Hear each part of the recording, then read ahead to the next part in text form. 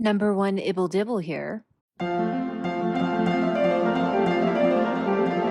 And we're back for part 2 of my review of Meghan's audacious activism archetypes audio. Next, Meghan asks Ilana why she thinks it's necessary to layer her feminism into her writing imperceptibly. Trick people into feminism, if you will. Some of the ways that your work is described, it's this feminism that's sort of tucked under the layers, and but you could do it with politics, you do it, hide the vegetables. Right? So you don't realize the nutritional value that's tucked in that meal. And at the flip side, why would we have to have the feminism layered in? And Alana rejects her completely. I don't like the idea of tricking our children. I'm just like, but they are good for you and they are delicious.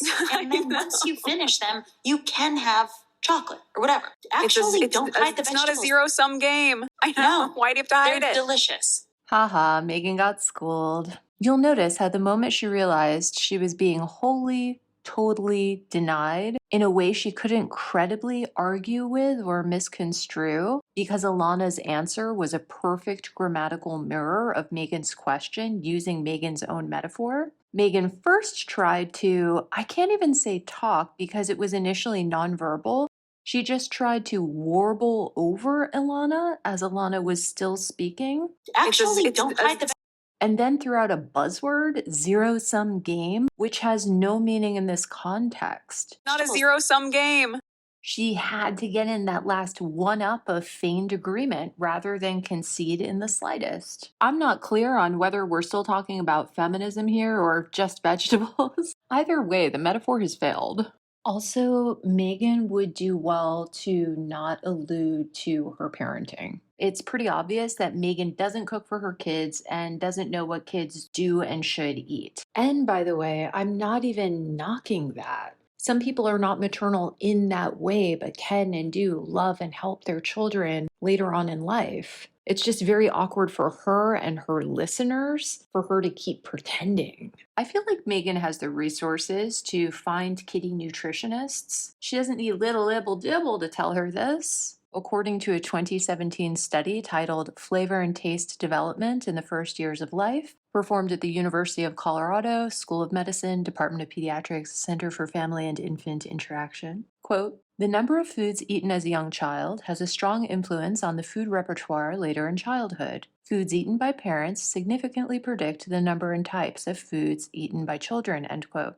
If you give kids chocolate-flavored veggies, chocolate-flavored protein, chocolate-flavored dairy, etc., you do them no favors. When they grow up, they will only like the taste of artificial chocolate. She's probably provided the nannies with a few celebrity recipe books and left it at that. I wonder if they watch Darren McGrady's YouTube channel and try to recreate some favorites from Harry's childhood. Or if Celebrate by Pippa Middleton made the cut. What do you think? Next, they talk about Alana's Instagram account and email newsletter, Generator Collective. According to their website, quote, "Generator was founded in 2016 to gather and talk about politics without feeling foolish. We humanize policy through people-powered stories on Instagram and thus lower the barrier to people using their platforms to enter the conversation. We define minimal civic engagement and invite Gen Z and millennials to participate, setting a new standard for civic duty," end quote.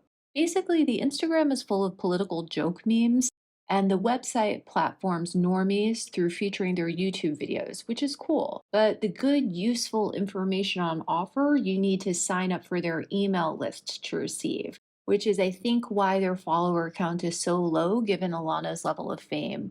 It's fewer than 50,000 on Instagram. If you go to their website, it says a cheat sheet for the midterms is live, telling you what's at stake, the tea on key races, and the bare minimum you can do to help protect our democracy from extremist MAGA Republicans. First step, check your voter registration and make a voting plan, and then asks for your personal info. Name, email, phone number, and address. And though it explains we need your full address to get you the right ballot, I think a lot of people are loath to give away their personal information in this way, and they do better putting this information on their website than asking people to sign up to receive it. One thing I noticed while perusing Generator Collective's Instagram stories is that I think this is where Meghan stole part of her interview format from. If you've been listening to Archetypes or the reviews, you know that at the end of every episode, Meghan asks her guests, or at least some, though not all, the ones she thinks are important maybe, what 3 words best describe them as a child and them as they are today, and what they learn and feel in comparing the 2 word sets. I think she got this 3 dumb questions to make you relatable template from Alana. What's your name? My name is Jameela Jamil. Where are you right now? I am at the Alana Summit in New York, Lincoln Center. What's something you love? I love my boyfriend. Yay! And Jameela, what's one issue you have with the way the system is run? Really upset about abortion not being just considered a general women's right. I've had an abortion before. It was brilliant. I mean, it was also painful, but it was an excellent decision, and it wasn't because of an emergency, which is something that I needed to do because my life isn't as important as someone who's not yet born. Okay, what's your name? My name is Conan O'Brien. Where are you? Mayonnaise. I absolutely love mayonnaise. Oh my and I gosh. think every food can be improved. System and the way it runs. I guess.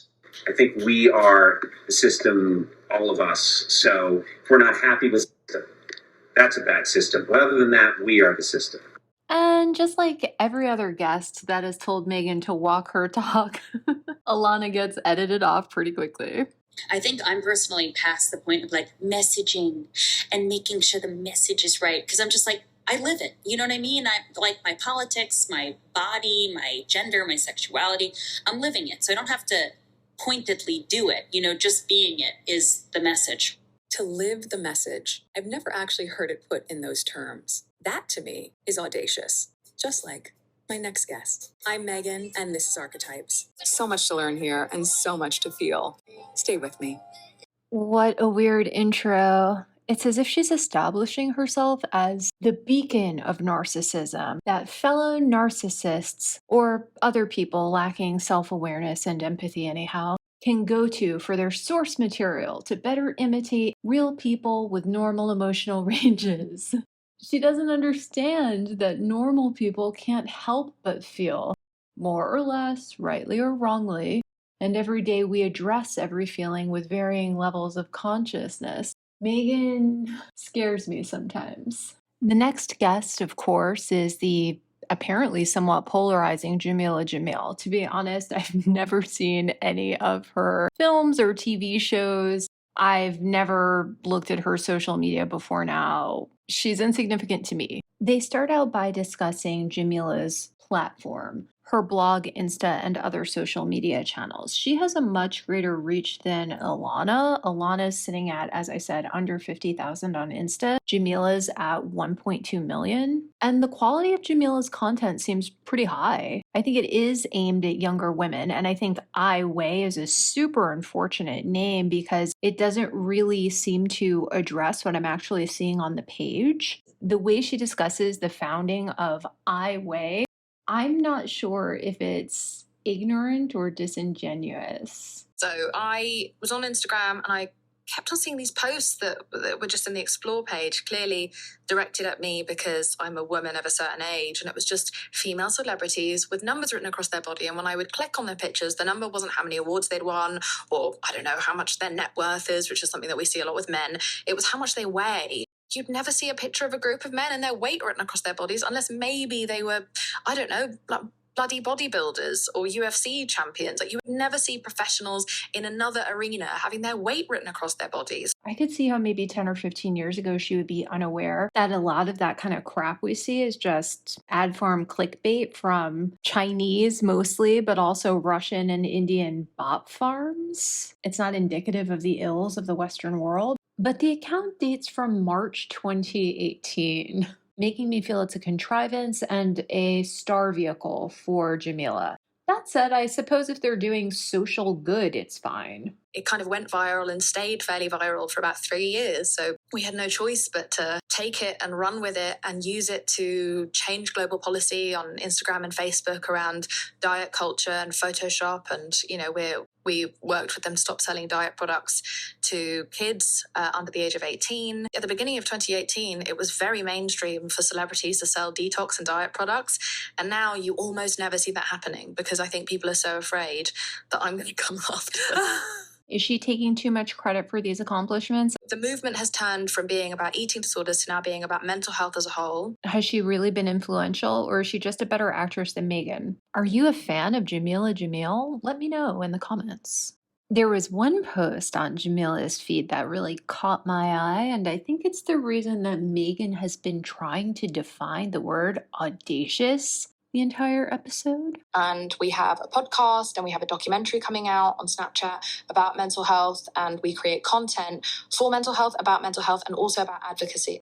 Honestly, Jameela, I'd be careful around Meghan. You're a conventionally beautiful woman with a far more successful acting career than Meghan ever had, mostly avoided mainstream and tabloid criticism, who in addition has gamed the system to build a righteous, progressive, charitable image. And you've parlayed that clout into additional commercial success as an actress. This was Meghan's life plan. It's as if both you and Meghan pushed off those starting blocks, sprinting in 2018, and you won the race. Meghan's already pretending to be your friend, even lowering herself to demonstrate that having only met you 3 times, she really wants to be your friend. You're right, babe. Hello. How are you? Hello. Hello, my friend. How are you doing? How's things? Oh my God. Good. How have you been? Good. Here. I mean, I haven't seen you in, a year maybe now. We've seen each other twice ever? 3 times ever? Yeah, twice ever. That is the one and only Jameela Jamil, an actor, an activist, and a friend. Be careful, Jameela. Narcissists can't help it. Narcissists don't demean themselves like that for nothing. She has a strategy. She will snake into your world and steal everything you've got if you let her. I think poor Haza has shown us that. All right, that's it for today. See you tomorrow. Don't forget to like, share, and subscribe.